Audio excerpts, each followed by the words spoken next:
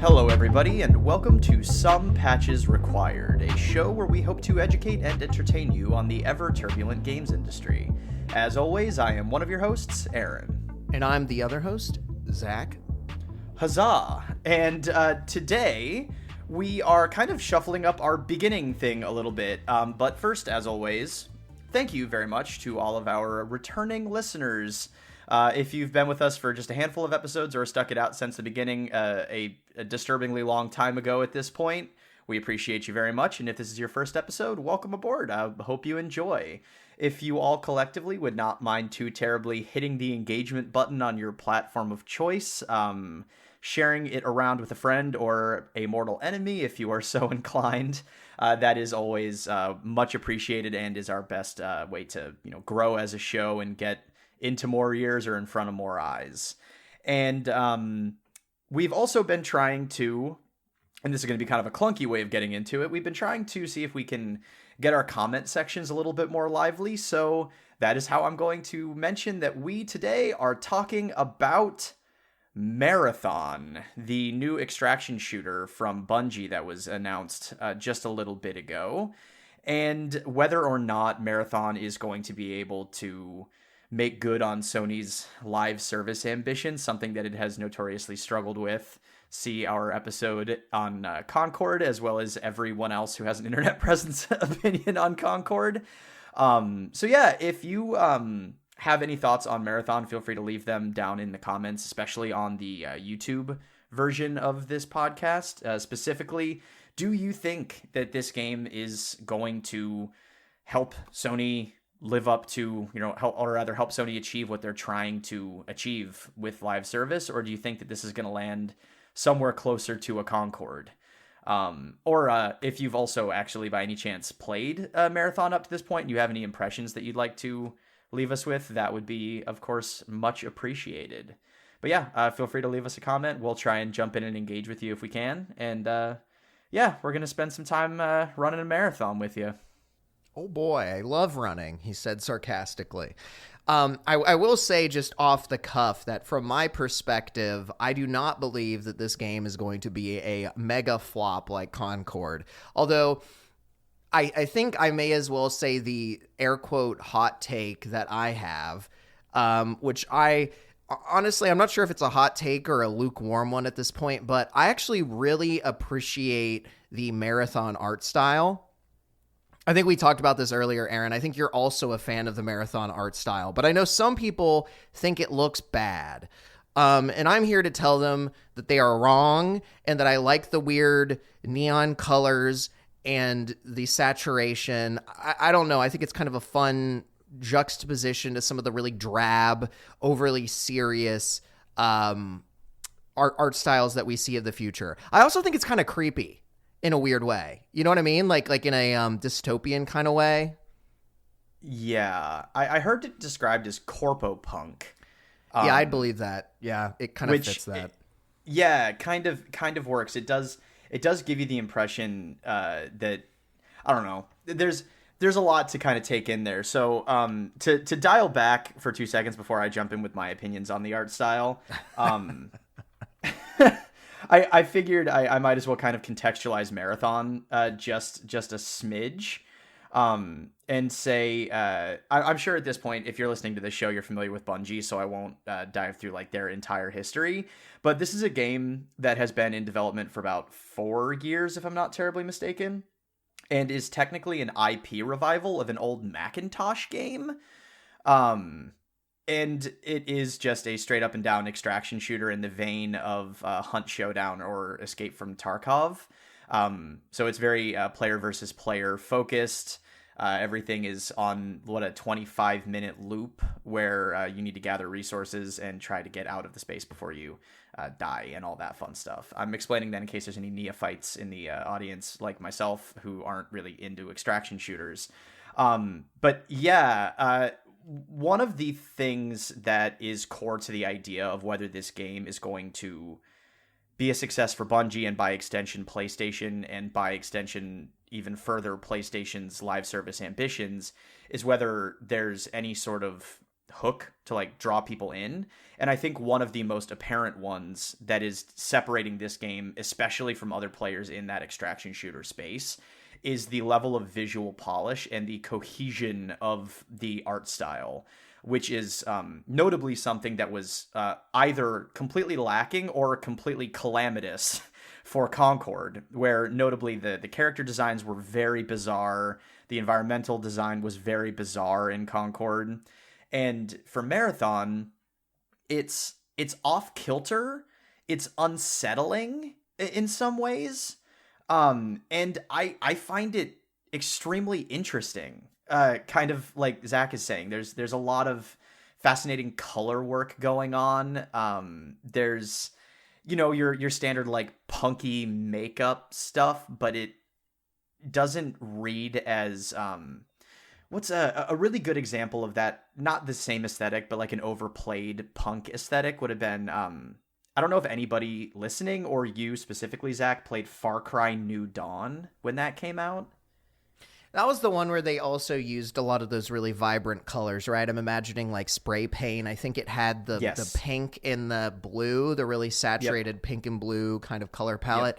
Yep. Yeah, it is a similar use of color to that for sure. But that game felt very derivative. That was the like the $40 Far Cry off-year spin-off game that took place after the ending of Far Cry 5, where I just almost called him Father John Misty. Oh, yeah. Which I think is a musician and not the cult leader from Far Cry 5. When his nukes actually went off, or the nukes actually went off. So it's a post-apocalyptic Far Cry game. And it leans super hard into that sort of rage punk aesthetic. And it was not a good game, really. And it just felt very derivative and felt like it lacked identity, in my opinion, personally. But Marathon does not feel that way at all. It kind of feels like what would happen if Cyberpunk and Blade Runner, specifically Blade Runner 2049, in certain elements, got together and had a weird digital love child. It's not what you'd necessarily... It's not quite like anything I've seen up to this point. So I think from an artistic perspective, Marathon makes a strong case for itself as having an identity, at the very least, which I think, both in terms of avoiding a Concord situation and in terms of marketability as a game in a crowded market that has a lot to prove, that is at the very least a pretty positive sign for me. And like Zach said, it does seem like there's some dissension online amongst people who just do not like the art style at all. And I understand that. It's pretty brash. Well, but I dig it. It's not I don't think I heard a single person that looked at Concord's art style and was like, this is kind of good, actually. This is kind of cool. So there's immediately a juxtaposition there of like, some people don't like the Marathon art style. Other people really like it. It seems to be a very polarizing thing. But in fairness, I feel like with art and art styles in general, that can be a good place to be, because the people that don't like it won't like it, but the people that do like it will really like it. And I'd say, generally speaking, that's kind of where I fall in, but I'm also a pretty big fan of that corpo punk aesthetic where, characters replace all of their body parts with like metal basically, and then fully deck themselves out in like weird colors of self-expression. I think that's probably why I like it, is it feels very like expressive of the character in this world where your self-expression can be your entire body. but in like a very weird kind of dehumanizing way where you strip the flesh away. I don't know. That's very kind of poetic and weird and artsy the way I just described that. But I think that's why I personally like this art style. But so I don't belabor that point unless you have a response to that. First off, I kind of enjoy having weird esoteric art conversations in my free time. Yeah. So that's actually an appealing line of thought for me. But I was going to say to actually kind of use that as a springboard into something, not to derail where you were going. But I find that like conceptually, I agree with you, right? Like I love the idea of this sort of like wild, inhuman self-expression, which is very interesting, especially when you factor in some of the like thematic and narrative nuggets surrounding identity that were present in the 8-minute short movie trailer that was released in advance of the gameplay. That was directed by an award-winning gentleman whose name I cannot remember, but I believe he worked on Love, Death, and Robots. And yeah, they released this really cool, really frenetic, almost like tone piece for Marathon that has some really interesting sort of subtle ruminations on identity, where you're asking these. So I suppose for context, inside of the game Marathon, you play as what's called a runner, which is a very rote sort of name for something in a world like this. But you're basically a digital thing that can survive on this planet, where if the narrative you're like nuggets... an android. You're a person that basically got uploaded into a robot, so you're no longer human. At least there's a consciousness inside of a robotic body, and there's an element inside of this short film where they're doing like almost like a meditative, like a pre-mission meditative experience, where they're trying to like center these runners. And the runners, in kind of a humorous turn, just seem like completely disinterested in doing this. They're like, I don't give a shit about doing this part. Just let me go get to the contract down on the surface. But they're like printing out little Polaroid photographs, like digital Polaroids. And it's like, who is this? And it's like, oh, that's my mother. And then they repeatedly ask, who is this child? And it's a picture of the human whose consciousness is inside of the runner, and they never recognize their own child self. So like thematically, I find that sort of wild identity expression in the android, but a lack of awareness of the human origin, to be interesting. But unfortunately, that does lead me to some of the disappointment regarding like Marathon's narrative elements, which we can either jump into now or we can talk about later. But I'd at least like to plant that seed. Well, I mean, we can talk about it now. I was loosely going to head in that direction anyway. I think what you're alluding to that I think is interesting is, my understanding is that I don't even know how they made that narrative adjacent video when apparently they haven't even started doing any of the narrative writing. Like, that is a publicly known thing. Like, apparently they shared that. They said, oh, we're going to take the next 5 months to work on the narrative. And to your point, one of the reasons that's moderately concerning, and I don't even know how they're going to do this, is they're claiming that one of their hooks for this game to get players in, because for the most part, it's a pretty generic extraction shooter that doesn't really do anything super differently than its competitors that are well established. But regardless of that, one of the ways that they want to differentiate is by doing emergent narrative in the gameplay. So as you're playing the game, you're starting to learn through experiencing the world, kind of the story going on around you. And they're planning on doing that through bounties and different events that happen in the game. I just don't know that I'm convinced that they can do that very well. They tried to do that with Destiny 2 and it largely failed. They tried to do it with Destiny 1 and I think those elements largely failed. I think they've got a really cool world. They've got some really cool ideas with what you're talking about, like exploring identity and not perceiving yourself as a human when you're a kid. Like, I think these are all very interesting things. I have no idea how they are going to be able to express that through emergent gameplay that is meaningful and makes you feel things in a game that's ultimately a PvP experience. Like, I don't think the people that are going to play this game are going to play this game for the narrative. I think they are going to play it because it is a good PvP experience. Like, is there an example of a good PvP first game that tells a story? Like, that's a serious question. I don't think I could name a single game that is primarily PvP focused that has emergent gameplay that has like a meaningful story. So anyway, I don't know that that's going to be a successful thing for them. I think people will ignore it. I don't know that people give a shit about the narrative that want a PvP. Yeah. Candidly, I think what they're doing is paying lip service to the idea of Bungie's history with lore, right? And they're building it. They've said that they've built out the narrative framework, but they haven't actually written the narrative yet, which you're right. Like Yeah, it seems like at some point over the last 4 years, they maybe could have done a little bit of that if it was going to be a meaningful part of the experience.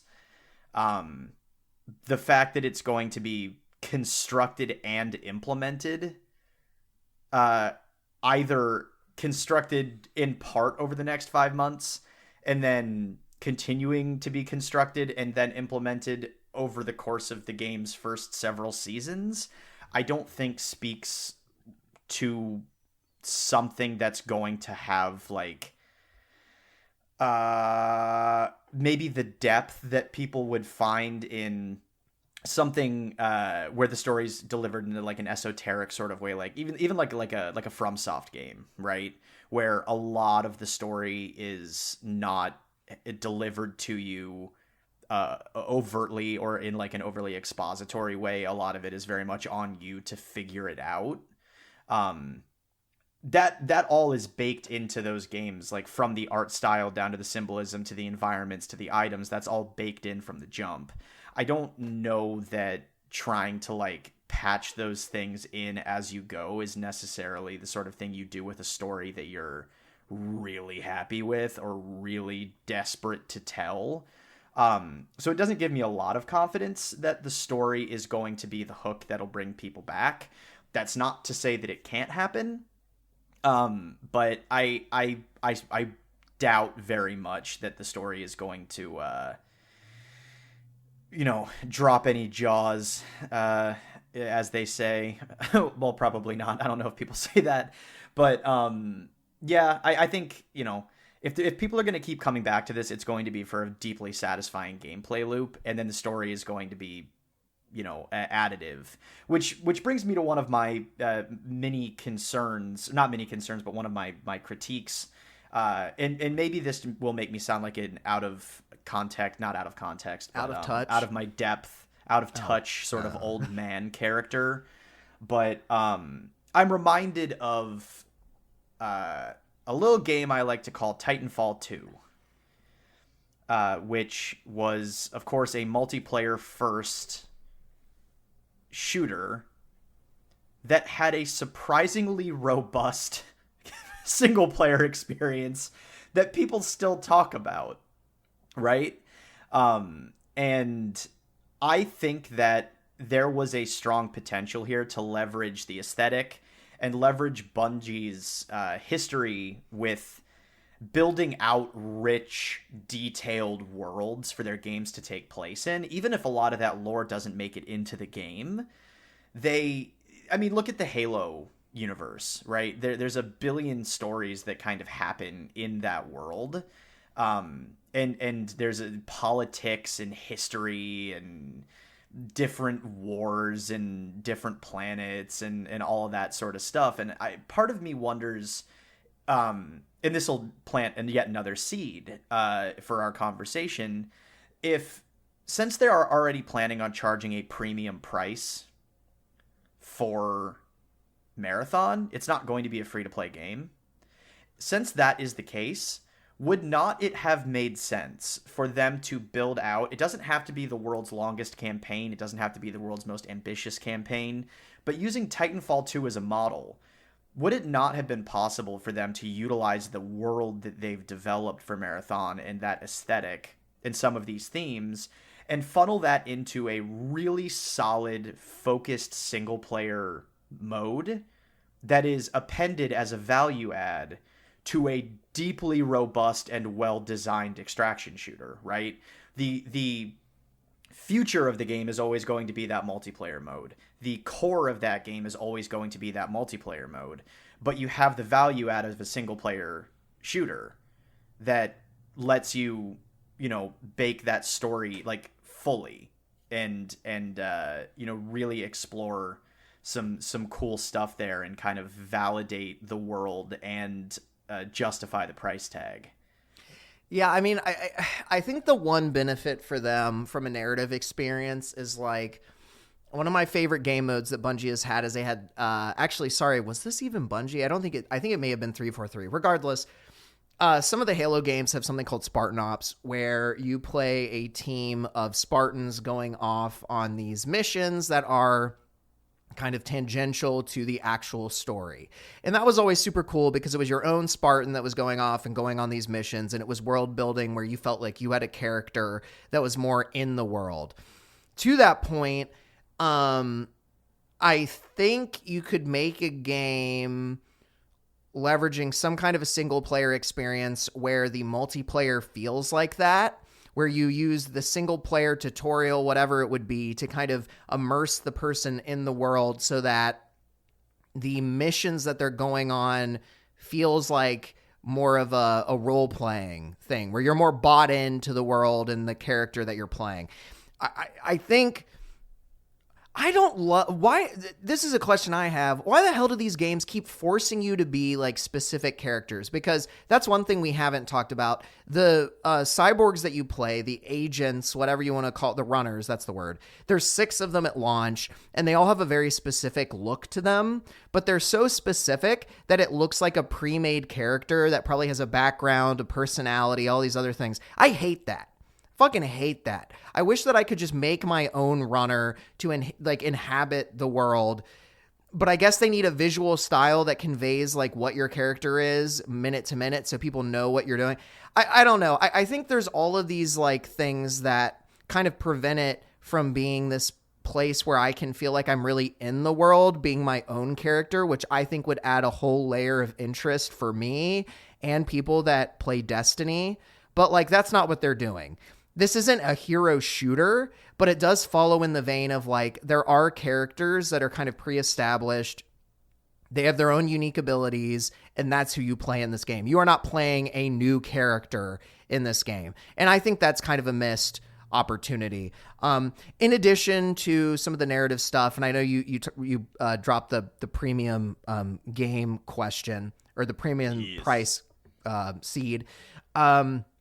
The one thing that I thought was really interesting was we both watched the Skill Up video. In that video, he specifically says, like, I was expecting Bungie to take the extraction shooter genre and kind of evolve it. And he says largely they didn't do that. And then he brings up like a player hub experience, right? As a way to add some social elements to kind of push the genre a little bit moving forward. I agree. Why did they not do that? I think that is absolutely wild when they have that in Destiny. I know you're not super familiar with the extraction shooters, but most of them, like the actual inventory management and the outside of the actual like match gameplay, it happens in glorified menus.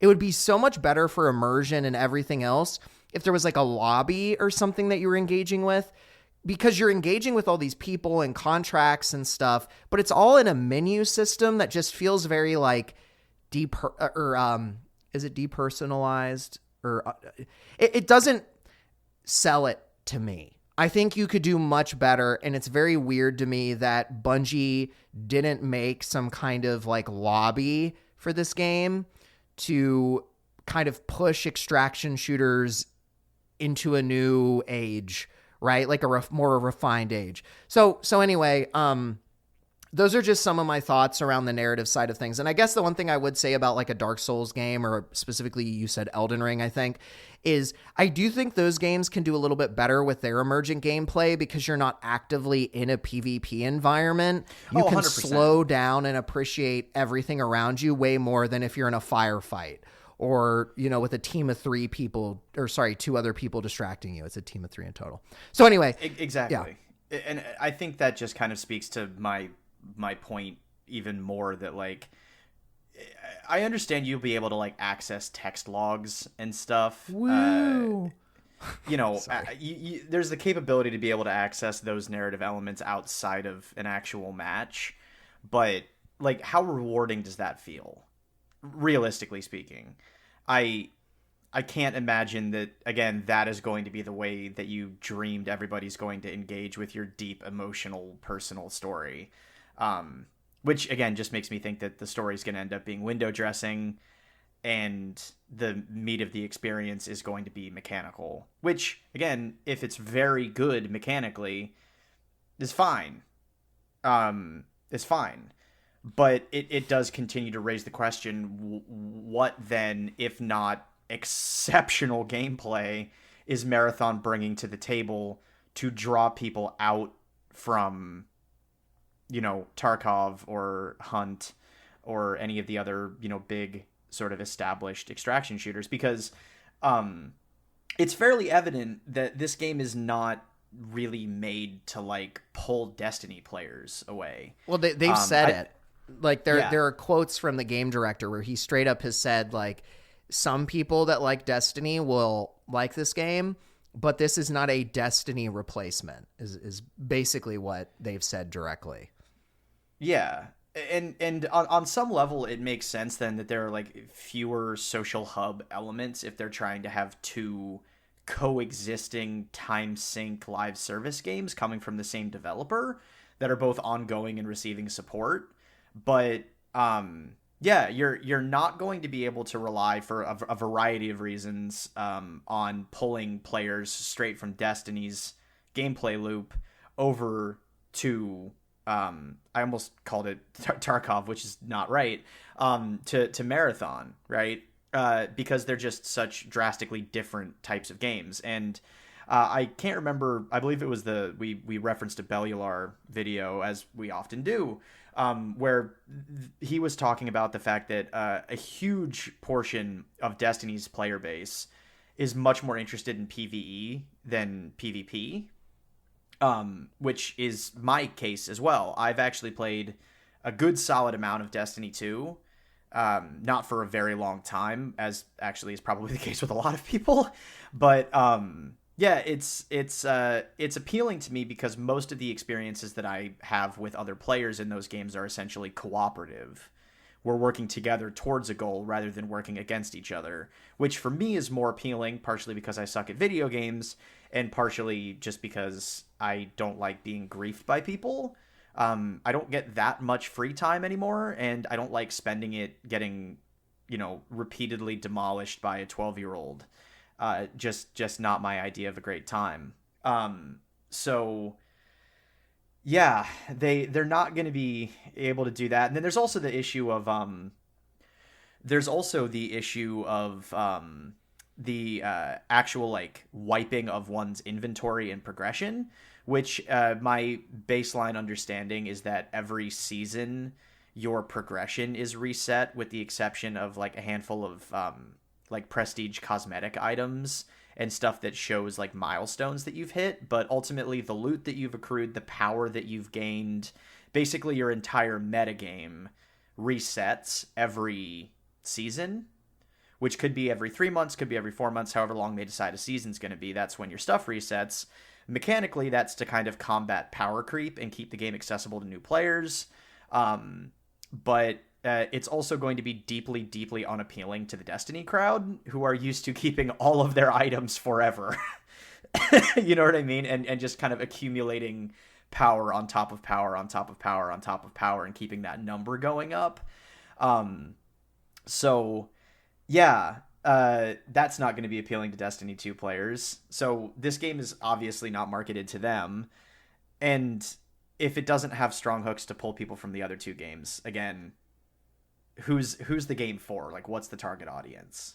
Well, it's also strange because apparently they're adding in like PvE raid elements to this game, which as a differentiator, supposedly like the fourth map that they're looking at releasing is going to be some tie-in with the original Marathon game that came out in 1994. And there's going to be some like,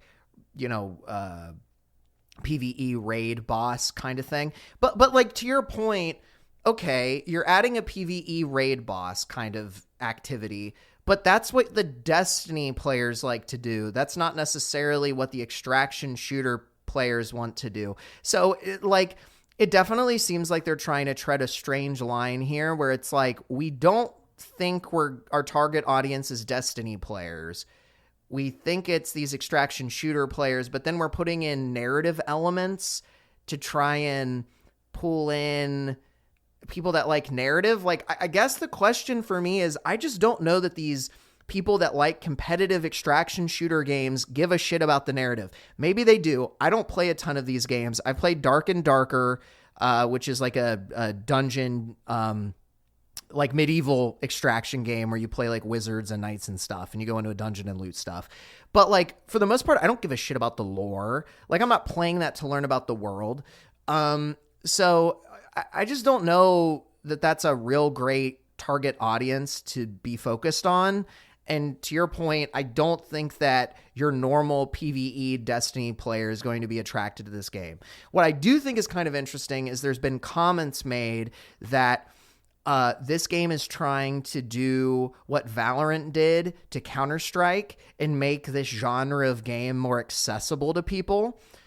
And they actually have kind of said that. So I linked some articles where the team making Marathon actually references that they want to make a more accessible extraction shooter game. But like, I just don't know that is... I feel like a lot of the people that are playing extraction shooters are probably playing them now. I just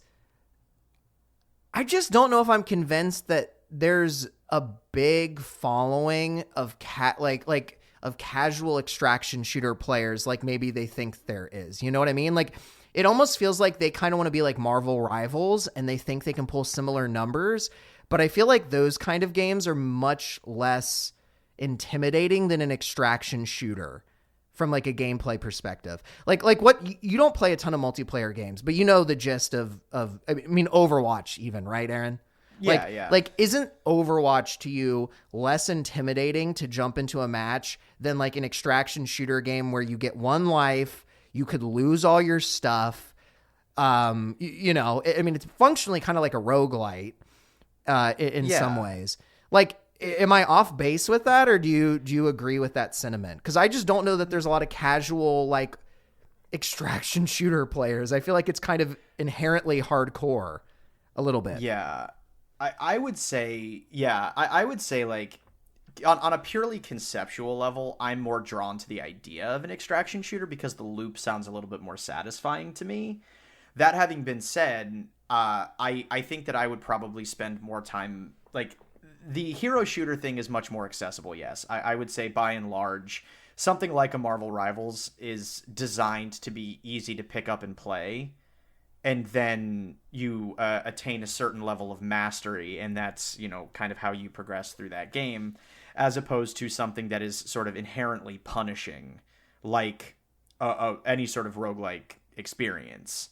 The idea of having these very real mechanical consequences that can completely pause your progression, unless you are on a very good team or are going to get very good at the game, does kind of dissuade people from casual play.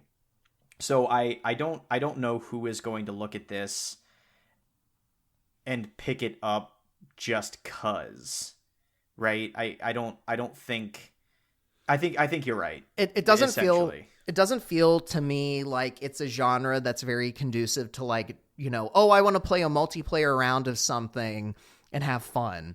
I think there's too much at risk, and they've claimed that they want to like make everything so like every match feels good and you don't feel like you're losing anything. or when you lose stuff, you still have fun.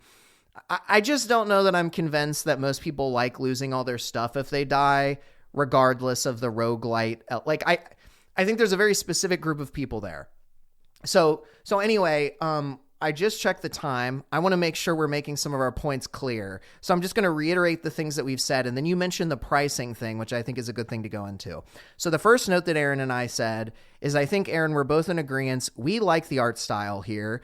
I would say that we think that could potentially be a hook that brings people in. So that could help make this be a successful game. Obviously, it's a little bit polarizing, but also I know people that play games that they don't particularly like the art style for if it's big enough. So I'm going to list that as a positive in its favor. Insert yay button, I guess. I don't know. You want the grunt party sound again? Woo, grunt party sound. What we just talked about, I think, to summarize, is they think that the narrative element, the emergent survival narrative, as they've called it, is going to be a draw for people. It sounds like we're a little bit mixed on that, and we'll just have to see how they execute on it, but it seems like it's unclear whether or not that's actually going to be a meaningful thing that pulls people in. I'm also going to very quickly hop in on that note and say, every now and again, I get concerned when I hear those specific terms used, because sometimes it sounds like what they're saying is, through the varied gameplay and the way in which you interact with the world, you create your own stories. And it's like, I think that is I'll partially die what sometimes when it's inconvenient, and that's going to be my story. Like, I'm going to die sometimes when it's inconvenient at the end of a tense gunfight, and then I'll tell my buddies about it, and that's my story. That's the emergent storytelling. And I'm like, that's not narrative. I mean, that's gameplay. That's still fine. That's still fun. That's still good, but that shouldn't be confused with narrative. I think that they do, to a degree, mean exactly what you just said. I mean, obviously, it's a little bit more expansive than that. It's not that simple, but I think they do, in a way, mean that. Like just by being in the world, you will feel drawn in through a narrative. I don't know. I'm not 100% convinced. Bungie certainly is a talented team. They've done some impressive stuff in the past, but I'm going to say on that one, neutral to negative on that. I'm not convinced that that is a successful point of the game, and I think that if that's their main hook, they're going to be in trouble, potentially. Or they should have at least spent some of their 4 years working on it instead of trying to build the plane in the air, as they say. Well, I mean, the original game came out in 1994. I wasn't even born yet. Like, people don't know this world that well. And also, I don't think we've said this, the original game was not an extraction shooter. It was very much a Doom esque kind of game. Actually, maybe you did mention that earlier, Aaron. So sorry if I don't think I mentioned that it wasn't an extraction shooter, but I think that more or less went without saying. Yeah. Well, that genre didn't really exist back in the day.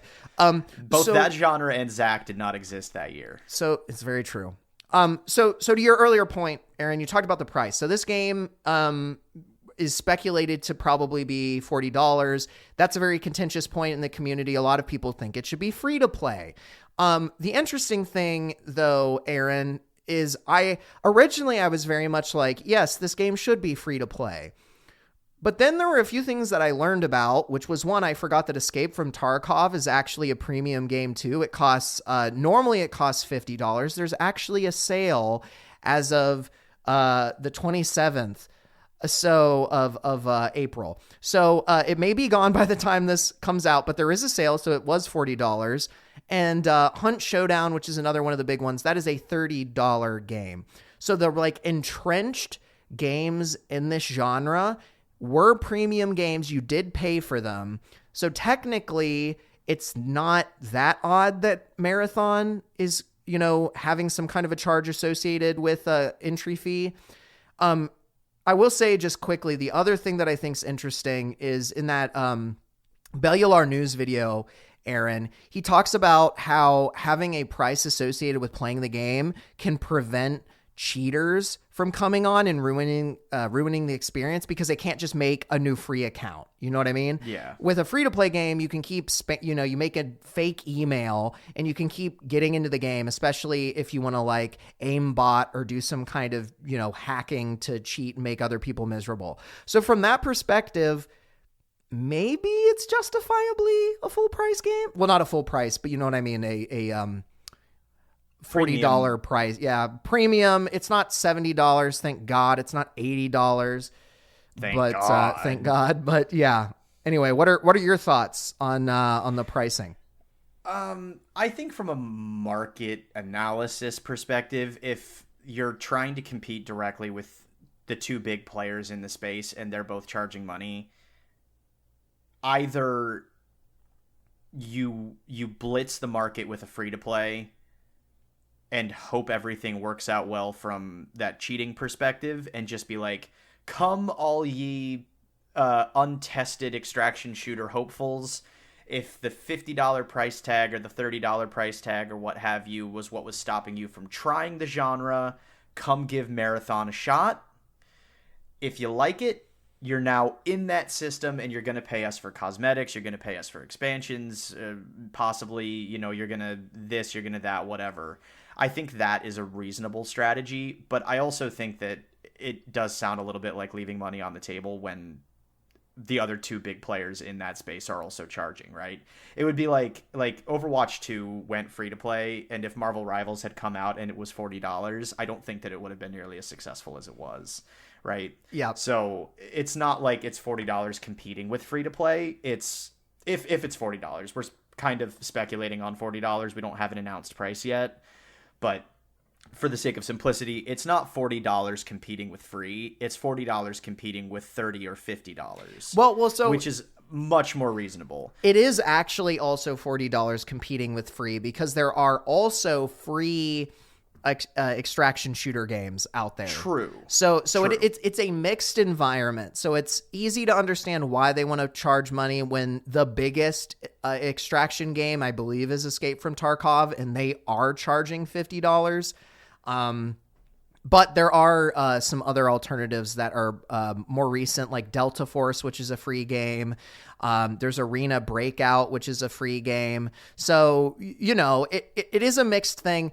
And I will say the biggest issue really, and we've talked about this before on the show, I believe, is people are entrenched in these other games, right? So people are entrenched in Hunt Showdown. People are entrenched in Escape from Tarkov. They've been playing these games. They've got friends on those games. They've got all these memories. It is not easy to rip people away from one of their kind of like central pillar games, right? And the only real reason that Marvel Rivals was able to do that was because Overwatch shit the bed so badly that, people weren't playing the game. The game wasn't what it used to be when people liked it. And so Marvel Rivals could just come out and basically be like, oh yeah, we're Overwatch, but now we have Marvel characters. And people were like, okay, yeah, no, this is like what I remember Overwatch kind of being like. So I'm going to go do this. That is the only reason it had such an easy time pulling players away. If Overwatch was as big as it used to be, Marvel Rivals would not have been able to just rip players away.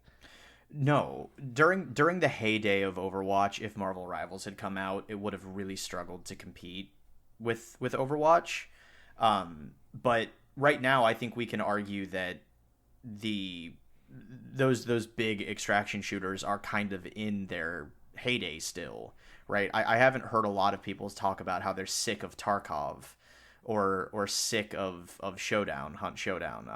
I don't think that there's nearly as much burnout in that space, which means it's not good enough to be good enough for Marathon. Marathon has to be exceptional because you're not looking at an open door like Marvel Rivals was. Overwatch left the door open for Marvel Rivals to come in and just blow everything up. Marathon needs to be good, and it needs to be better. It needs to be noticeably and convincingly, definitively better than the games it's competing with in that paid tier of extraction shooters. And if it can't make good on that for any number of reasons, then regretfully, I think it's going to struggle along. I think it's going to peter out, and it could end up being the end of Bungie if it's not really good or doesn't get really good in a handful of months up to a year after launch. Yeah. So I guess kind of in summary on the pricing, since we're kind of going through and giving our perspective on whether it's a success or failure, I think the only real benefit to this game having a $40 price tag is that it will help. It's going to help prevent hackers from, making new accounts. $40 is at the point where, like, if someone's hacking a game, they're probably not going to want to lose their account, or they're not going to keep making accounts because it's going to get expensive relatively quickly to keep having to buy new game copies. So I think that's a positive. I think outside of that, it's largely potentially a failure. I think that Marathon, in order to have a massive launch, which is ultimately what they need, is for people to try the game, to even think about whether they like it. I think it needs to be free to play. I think that they are cutting back on their addressable market pretty heavily by doing that. And so I think not being free to play is a pretty big mistake when you've got games out there that are already so entrenched. So I think that that's going to be a fail on my side, that they have it as a $40 game. I don't think it's an end of a world situation. People that spend $40 are probably going to be more likely to play it, so they may get better player retention because of that. But they are certainly cutting back on the number of people that are going to play their game day one because there's a $40 price tag associated with it. Yeah. For me, I think it's much more of a mixed bag than an outright failure, but I think it edges into failure for me just because of the reasons you've already said, and because it does sound to some degree like the experience itself is going to be launching in an incomplete state. They're almost broadcasting that the game is incomplete at this point. Unless there's just some absolutely buck wild reveals between now and September, it does sound like you're going to be paying full price for version 1.0, and then you're going to have to really ride it out to get to the game that you should have paid $40 for maybe in a year or two. Not to say that game couldn't end up being completely worth that price, but it does sound like there might just not be about $40 worth of, really great content that couldn't have been free to play at launch. Yeah, I just think in this day and age, if you're releasing a game that's multiplayer only and you're charging for it, the only game that I can think of in recent memory that did super well with that model was Overwatch, the original one. But generally speaking, and games... you are right. Yes. Although I feel like that's a little bit different because it wasn't... no, I guess technically it wasn't really different. I don't know. That one feels a little different to me, but maybe that's just because it's not competitive and it's like co-op. Maybe that's why that kind of feels different, but you're right. And it's the meta. Yeah. But... So, we've mentioned some of those things, and also actually we should have mentioned this with the narrative side of things, but of course, Marathon is going to be releasing in September of 2025. What also releases in September of 2025 that could potentially hurt this game? Borderlands 4 comes out in September of 2025. Crikey. Yeah, crikey. I am stealing this point from Michael Bell a little bit. He suggested that Borderlands 4 would steal potentially a lot of the thunder away from this game in terms of players choosing to pick up Borderlands 4 instead of Marathon. Going back to our whole point on narrative, I don't know that the audiences for these two games are really the same. So I don't know how much Borderlands 4 will really impact Marathon. I mean, if Marathon was really relying on Destiny 2 players to come over, then yes, absolutely, Borderlands 4 is going to be making that difficult. But as we said earlier, I think you'd have to be very confused or open to new experiences to think that you would like Marathon as a Destiny player. I don't think that they've done a job where, like, I mean, there's comms from them literally saying that this is not Destiny 3. Like, it seems like they are very much telling their Destiny player base, this is not Destiny 3. You may not like this game. So I don't know that I'm convinced that Borderlands 4 is going to take a ton of players away from Marathon just because of the way that they're conveying, how the game works, how Marathon works. But it's probably not a good thing per se by default. I would be remiss in saying that there wasn't some level of intelligence, assuming that Michael Bell's assessment was correct, and they're placing it closer to Borderlands 4 as a way to avoid Grand Theft Auto, because they know that Grand Theft Auto would fuck them over massively in terms of day one numbers. So I think that's smart. GTA, and for context, GTA and Borderlands are published by the same group, 2K. Yeah, sorry, they have the same publisher. Which they so could make... It'd be deeply unlikely for GTA 6 to release and trample its own partner in crime for the publisher's portfolio. I was going to say they could do that, but it is very unlikely. I think Gearbox would be pretty fucking pissed if they did that. And understandably so. Yeah. Yeah. I mean, if that is the case, I think I agree with you. Like, I don't know, unless all we're talking about is somebody who likes the way that it feels to shoot guns in video games, and that is the market we're looking at. Yes, Borderlands is going to pull from Marathon's market, but the extraction shooter feel and the extraction shooter loop are so specific to that genre that I can't imagine there's an enormous, like, bank-breaking crossover in the Venn diagram of players who want to play Borderlands 4, but also want to play Marathon, but definitely want to play Borderlands 4 more. I doubt that that's going to be a catastrophic lineup for Marathon. Yeah, I mean, I think you and I are kind of the perfect barometer for that to some degree, right? Like, I enjoy Destiny to some degree. Marathon will be coming out, and I can't see a world where I can't see a world where I buy it. I'll be honest. The premium price tag is going to prevent me from wanting to try it, especially because I don't have a history of enjoying extraction games very much. So I would absolutely go to Borderlands. But at the same time, like, I already know this ahead of time. I'm not that weird unicorn player that likes both of them. Well, not unicorn, but you know what I mean. Like, yeah, I'm also, in fairness, like, I'm the wrong person to market this game to, because I don't do multiplayer games often. Cooperative games, yes. Online multiplayer competitive games, almost never.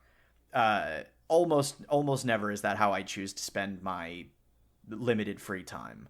So Marathon was never really for me. Destiny was only ever kind of for me. And I liked it well enough because, again, and this can't be stressed enough either, Bungie makes gunplay that's best in industry. And their movement feels great. The shooting feels great. The moment to moment of playing Destiny was very fun. But that's not enough to make me want to play a competitive multiplayer shooter that costs me $40. So once I knew that was the kind of game Marathon was, and there was no solo component to it, you can play the game solo, but it is designed for 3 players on each team, and the leveling does not scale with the number of players on the team. I think playing solo would be your hell in this game, personally. Playing solo would be my hell, yes, 100%. So I don't have any interest in actually engaging with the game. I'm more interested in the game as a concept than I am anything else. But yeah, so I don't know. I hope for Bungie's sake it does well against Borderlands 4. But yeah, I doubt there's going to be a crazy amount of crossover. And Borderlands 4 I'll pick up on a sale in a couple years. Yeah, to clarify, I'm not that excited for Borderlands 4, but just running with what we've been talking about. If I had to choose one of the two to spend my money on, I'd rather spend $20 more on Borderlands. Yeah, exactly. Which I know I'll actually play some amount of and not hate it probably. Yeah, and I think to your point, I'm going to mention some quick some quick positives that I noticed, and then I've got one more kind of concerning trend. But before I've kind of gotten through at least most of the notes that we've had. So some of the quick fire positive things, you mentioned one of them, Aaron. People are saying the gunplay feels great in typical Bungie fashion. They've done a great job with a lot of the gunplay. Apparently the AI in this game is crazy good. It's just not the stupid kind of NPCs that you normally see. And so that's ultimately been praised as a really cool feature, is that the game's actually difficult even without there being other players that you're playing against. One of the other things I did, Aaron, yesterday is I pulled some Twitch viewer numbers. So these are going to fluctuate a lot because the way that extraction shooters work is, as you said, every season they wipe.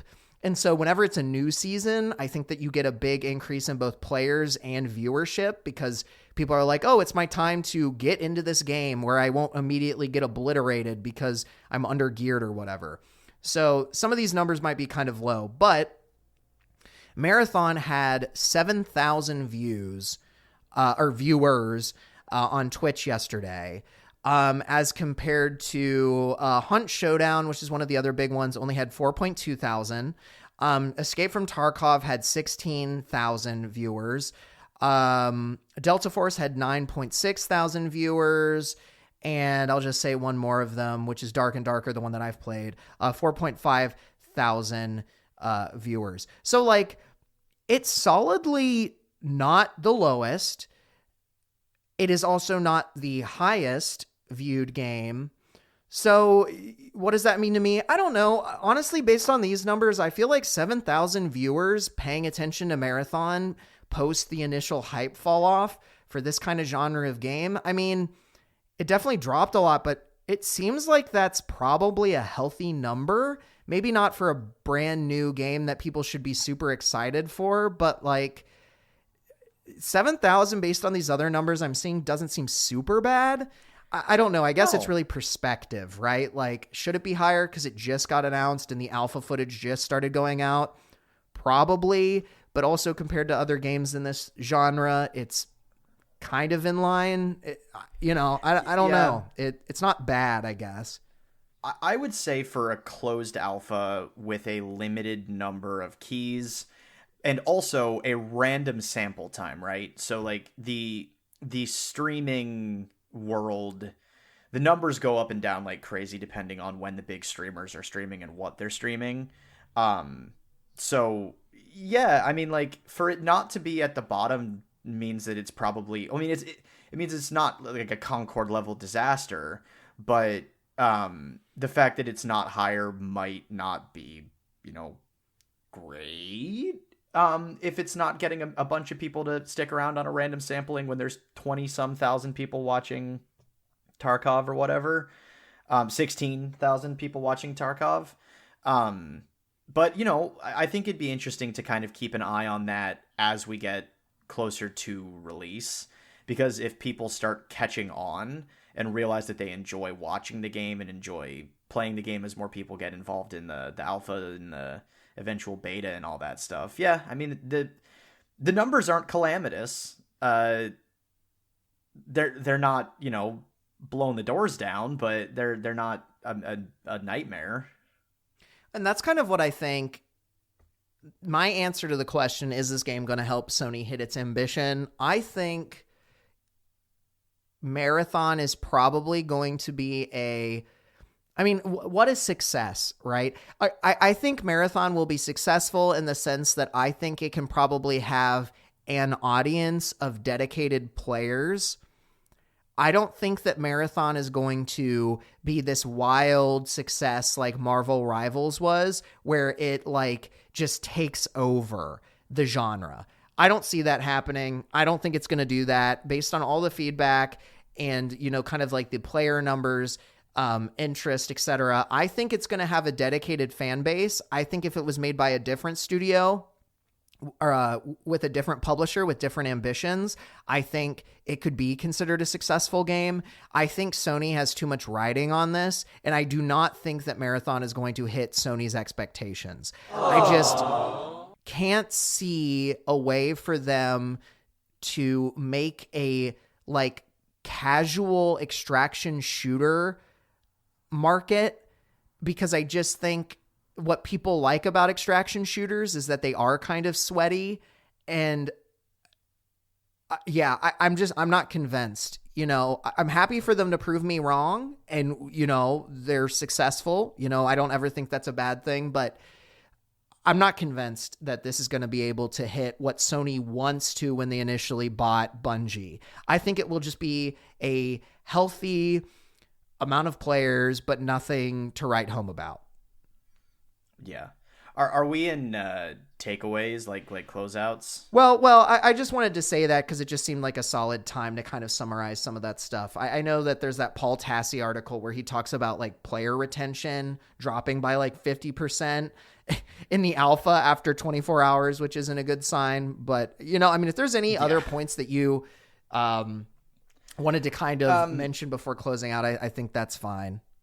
No, I mean, that Paul Tassi one was basically going to be it, just because, again, it's a closed alpha, but seeing the numbers drop that much, that quickly doesn't necessarily speak to a game that's really hooking people and keeping them coming back. So I think that could potentially be telling. But no, I mean, I guess my overall answer to the question, I think we've established pretty clearly neither of us think that it's going to be a Concord level disaster. That level of failure is going to be very difficult to replicate. If for no other reason than Bungie's a name still. Right? Maybe Bungie's not as much of a name as it was during like the Halo heyday, but people still know Destiny, people still know Bungie, people still have their connection to the way that those games feel, and Bungie still has a pedigree as a world-class studio. And on that level, I think that the game stands to be more successful on the back of its connection to Sony and its pedigree as being a Bungie game. That having been said, like you said, Zach, I think that trying to live up to Sony's lofty ambitions here means that the game is... I can't fathom that it's going to hit those numbers. I just can't. I don't think that the market is hungry enough for a new player in the space to justify everybody jumping ship on the games that they already love. I don't think that the game is making a compelling enough case for itself as being distinctly better or different enough from those games to warrant everybody forking over, $40 to get their hands on a copy and see if they like it better than the game they already know they love, because it's going to play up pretty similarly. I don't think that the game has enough juice to be a giant, all-consuming success. And unfortunately, that is what Sony wants, right? So my suspicion with Marathon is that it will come out to moderate fanfare and decent to mixed reviews. My suspicion is that we're going to see reviews that say a lot of stuff about how it is a solid gameplay loop. The enemy AI is promising. The progression is satisfying, but there's just not much meat on the bones, and we're going to have to see what happens in seasonal updates and hope that the game irons out the wrinkles. And then I think it's going to kind of truck along with a medium to small dedicated fan base for a handful of years until Sony gets frustrated and pulls the plug. Regretfully, I don't think that this is going to have legs unless they have some kick-ass updates in the pipeline and they actually stick to that plan. I see this game kind of lurching out into the world and then limping along. The people who love it are going to love it. The people who don't try it won't try it. And unfortunately, my last thought is Sony needs this to be like a cultural epoch It needs to be a big moment for them. It needs to be a Helldivers 2 moment. And the potential for that, for a million reasons, just is so small. I can't see it. I can't see it taking off like that. Maybe it will be a slow burn success that will make them enough money to keep Bungie afloat.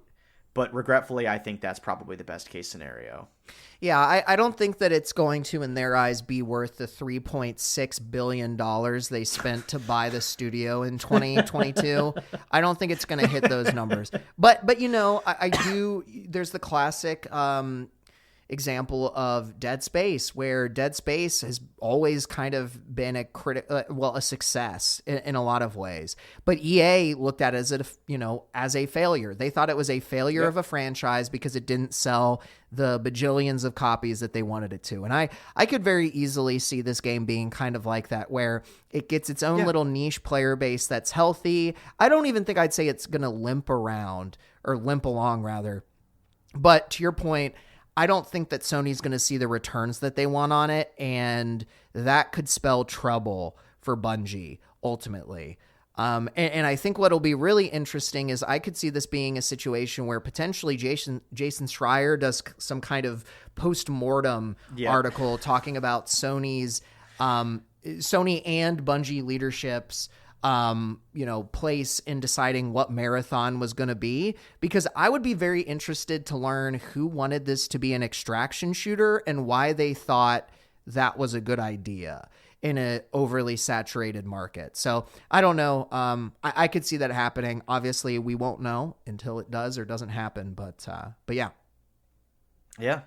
But yeah, I think that's about the end of my thoughts on Marathon. So you, the audience, feel free to let us know what you think is going to happen with this game, what your impressions are. And obviously, just because we have one opinion, we would not want you to not share it if you disagree with us. If you're stoked about Marathon, that's awesome. I'd love to hear that perspective. So yeah, please let us know what you think about Marathon, its potential, and how it's going to do in the space. And yeah, much appreciated. I feel like I'm kind of jonesing for some thank yous. Zach, are you about there with me? I can't wait to give some thank yous, Aaron. I've been waiting an hour and roughly 10 minutes. Oh my God. Yeah, this is one of our famous last words. We're like, yeah, this will be a 45-minute episode, no stress. And then we kept those ding-dang thank yous dangling. But no more. Thank you, Beach Girl. Thank you for our wonderful intro and outro music that you provided to us those many years ago. And thank you also for... This sounds weirdly like a prayer, and I don't think I'm cool with that vibe. No, but actually, genuinely, thank you, Beach Girl, for obviously the intro and outro music, but also the radical collection of music that you have made available on digital streaming platforms of all kinds, like YouTube, SoundCloud, Bandcamp, Spotify, and others. I listen to music of yours on there, and I hope that the audience that I'm currently saying this in front of does as well. That's Beach Girl. Thank you. And I would just like to say a thank you to Mosscat Market, formerly eDougie Art, for our wonderful thumbnail and all the other artistic things that she did for the podcast, or has done for the podcast. So thank you, Mosscat Market. Make sure to check out Mosscat Market on both Etsy and on Instagram under the same name. That's at Mosscat Market. Thank you. And with that... The only other thing I will say is by the time this episode comes out, there are a few cool games that have come out that deserve attention. This was not part of the plan, Aaron, I'm sorry, but I just have to sing praise for Clair Obscura. Expedition 33 is an absolutely fantastic game. Everyone should check it out. And then also Sunderfolk came out as well recently. It's a really cool board game. Video game experience, kind of like a Jackbox D&D kind of thing. So show some love for those games. Lots of cool games coming out this year. Yeah. I would like to play both of them. On that note, at least from my end, I am signing off. Thanks everybody for tuning in. Goodbye. Yes, indeed. Goodbye!